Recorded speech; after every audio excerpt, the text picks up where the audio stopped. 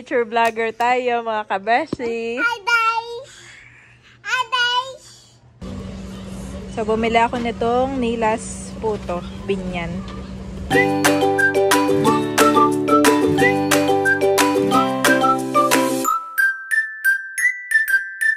Ayan mga kabeshi, kami po ni Daddy ay lalabas lang saglit. At kami ay bibili ng ulam, maulam sa karinderya.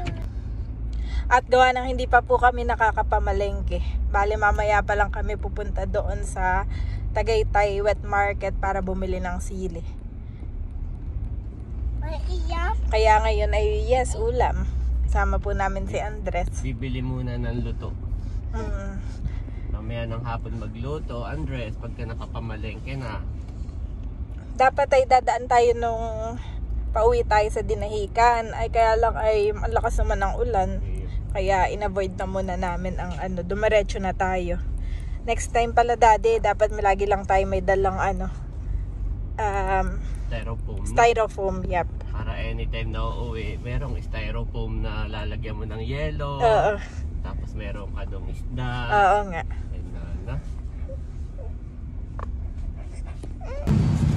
Ayan mga kabeshi, bali nandito lang tayo sa labasan. Kung sana may ulam pa. At para pong maraming rider. Marami nga pong kumakain dito kaya mabilis maubos ang ulam. Oh, nilalakihan na pala dito. Po. Ito yung favorite ko, yung dinakdakan. At saka po yung nasa dulo, ano nga po yan? Ayan. Ay, sige po, isang kalderetang baka. Bibili ko si Daddy nung pwede sa kanya.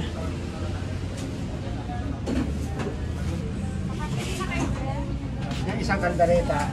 Tapos. Ayaw mo ba, Di?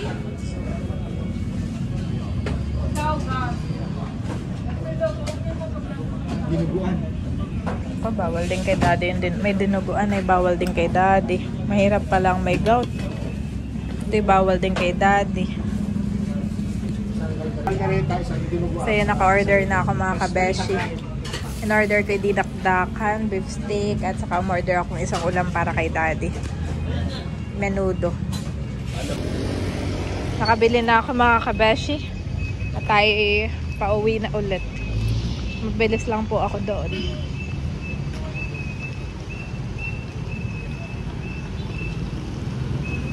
Oh, meron na rin dito mga Nilas Puto. So yun mga kabeshi, may nakita akong Nilas Puto, Binyan.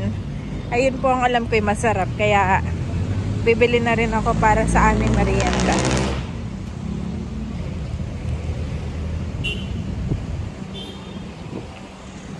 Doon ang original buko pie.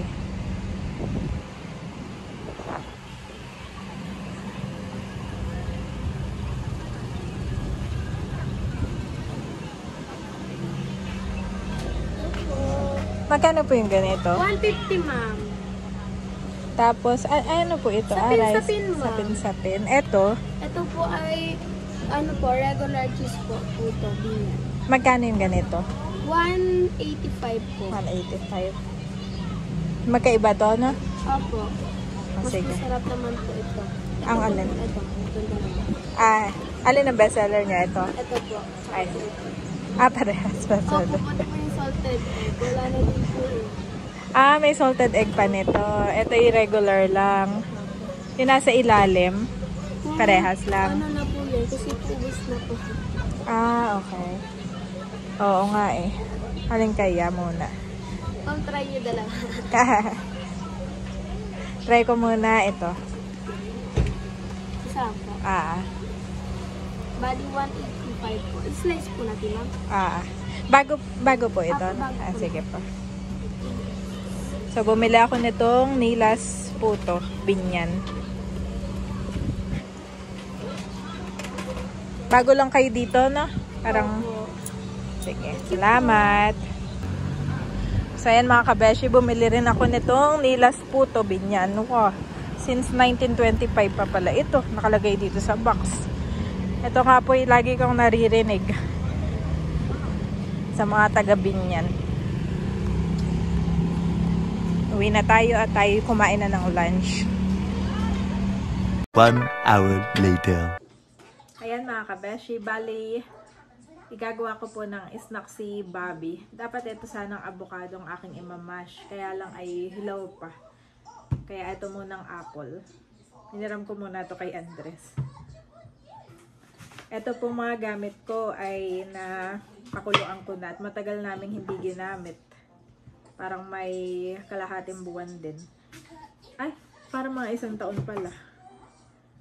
Kaya ito yung pinaghuhugasan ko po, tapos ay aking pinakuluan. At ito pa yung grinder, food grinder ni Andres noon. Siguro ginamit ni Andres yung food grinder for 6 months.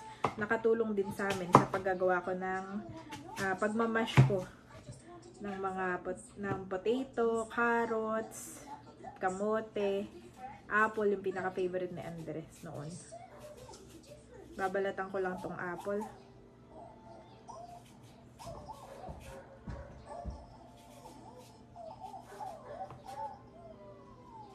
Bale, tulog po si Thomas ngayon.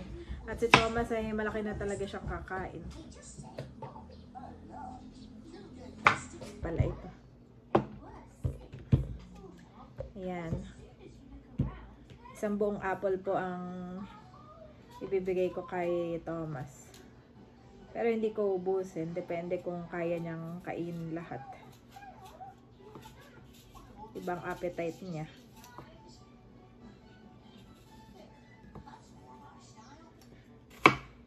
Kaya bago siya magising, sana ay magawa ko na to para maipakain ko agad. Tinanggal ko lang yung mga matitigas at saka yung balat kasi yung mga matitigas ay hindi pa niya kaya. Saka mga buto-buto. May sustansya pa rin naman po ito mga kabeshi.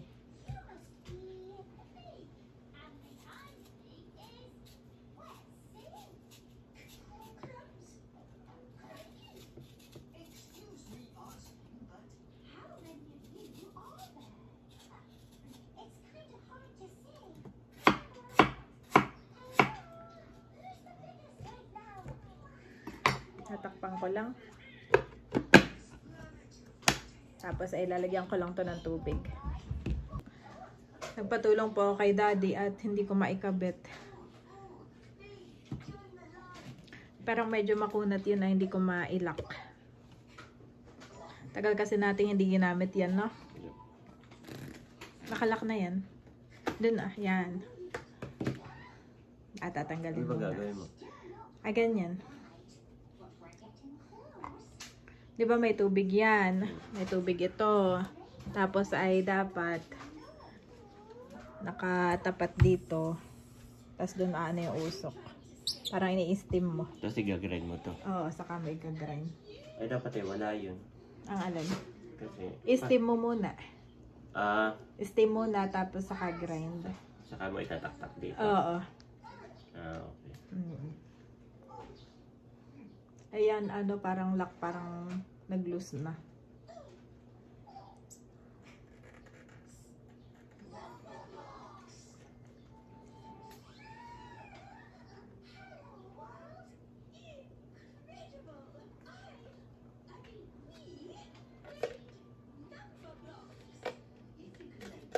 Mahina pong boses namin at ano na magising si Bobby. Mahirap patulogin.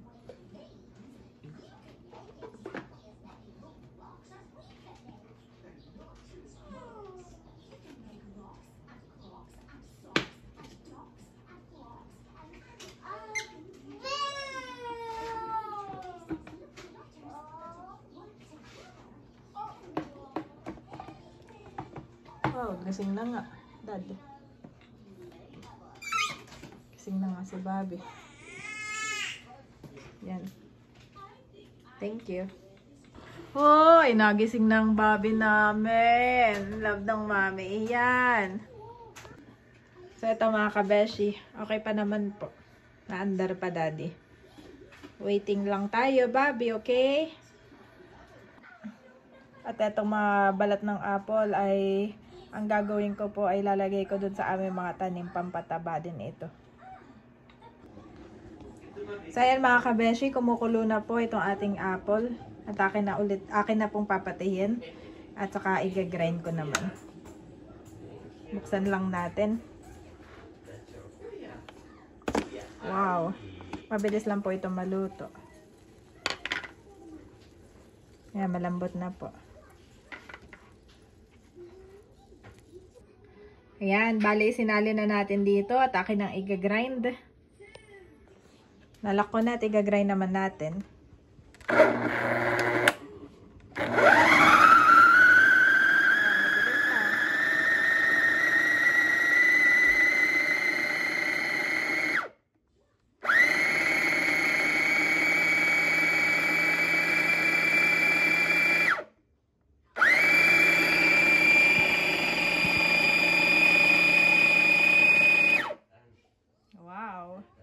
Natin mga kabeshi.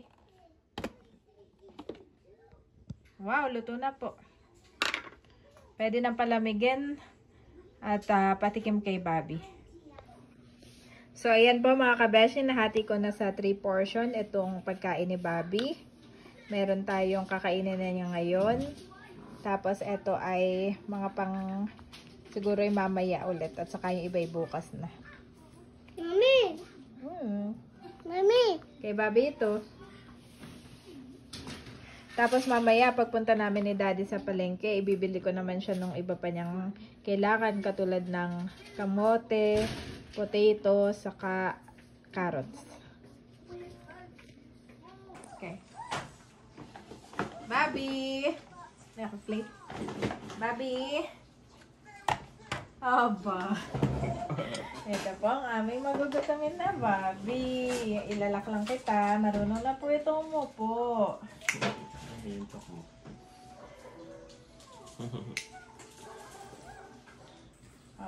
Hold. Dong si Andres ba ilang months siya bago naupo? Parang nakalimutan na natin. Para mga 7-8 months pa. Si Bobby hindi, matigas siyang. Okay, lock. Si Bobby ay mas active. Mas yung kanyang buto dad. Okay, try! Tignan mo. Wow. Anong flavor na nilagay mo dyan? Wala. Stay pure. Natural. May sarili siyang tamis ang apple.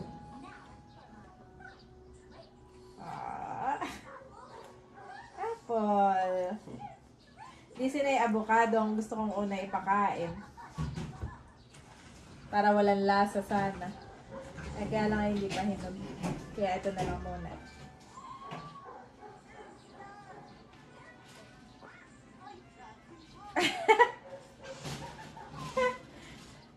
So, yan mga kabesh. Ipapakainin lang po natin si Thomas, si Bobby.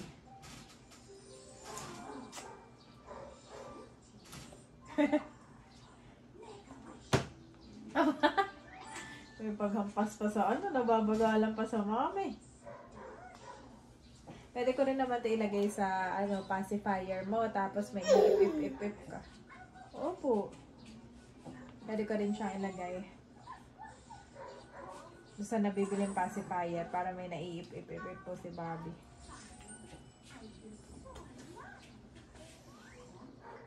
At baka in the coming days din ay bibili ko na siya ng gatas, mga kabeshi. Opo. Happy ka? Happy? Happy si Bobby namin?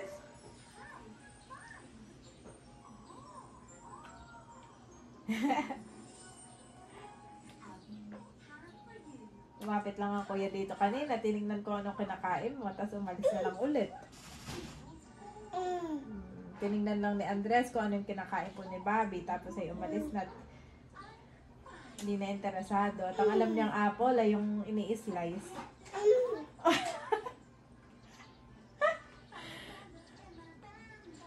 May one time mga kabeshi, si Bobby po ay nagsalita na. Sabi niya, Mama. Tapos every morning, 4 a.m., gigising siya. Ang daldal po niya. Mama, mama, mama, tat, tat, tat, tat, tat, tat, tat, tat, tat, tat, tat. Ganon siya ng ganon. Ay, umaga yun. Kaya feeling namin, mas una siya magsasalita, una siya oh yes! Gusto na siya magsasalita at maglalakad kaysa kay Andres. Tumatayo na yan, mami, kagabi. Ha? Di ba nakatalikod ka? Oo. Pumunta siya sa akin. Oo. Tumatayo ka na pala. Ayan mga kabeshi, ganun po ka... Saka ano siya, basta... Umapit siya sa likod mo, tapos ay nakatayo siyang ganun. Oh, yung nakatayo siya ganun, no? Sa likod mo. Sabi, bakit? Pero ano, mabilis lang. Mga ilang segundo lang. Kumbaga tinatest. Pero tinry niya ng maraming beses, hindi isa lang. Siguro mga 5 beses siyang tumayo. Okay na mo.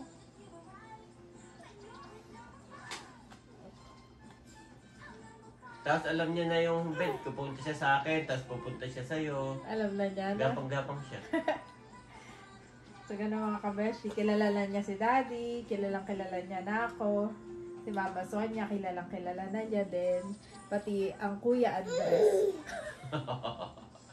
Huwag ka na raw magsalita pag pinapakain mo siya. Nagagalit. Satisfied naman. Satisfied ang aking customer sa kanyang menu. Hindi po pwedeng wala itong snack. Kailangan may snack ito in between.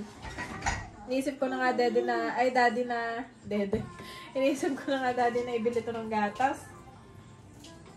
At grabe na yung kanyang cravings. Oo, ano? Parang gagawin kong mix. Breastfeeding, saka formula milk.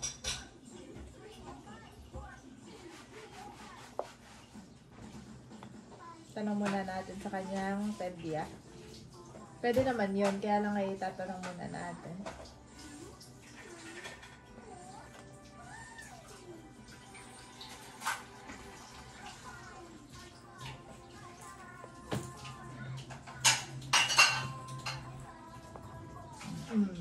Excuse me.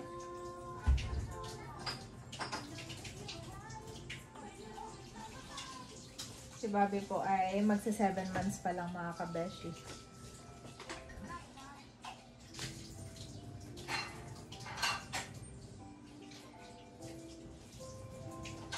Oops, parang nabubusog na itong baby na ito. Mag-prepare mga dad ng tubig. Pinakuluan ko yung kanyang, yung baso na green. Doon, sa pinakuluan pa.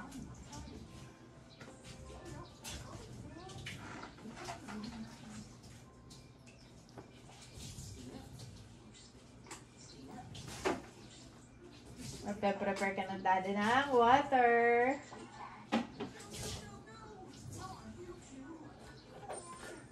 Ha? Uy. Uy.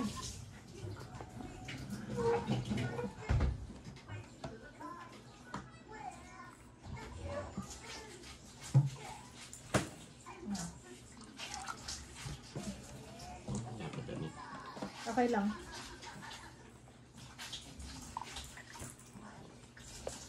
Painumin natin ang tubig si Bobby. Yun yung dating kay Andres. Lahat ng gamit niya yung dating kay Andres. Pati yung kanyang talagang Bobby namin! Unti-unti lang muna, okay? Saka na yung madami. Oh, ito.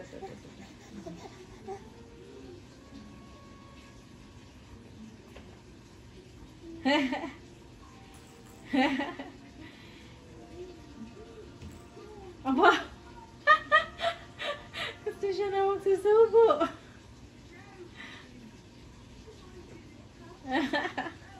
Okay, more. More, Bobby.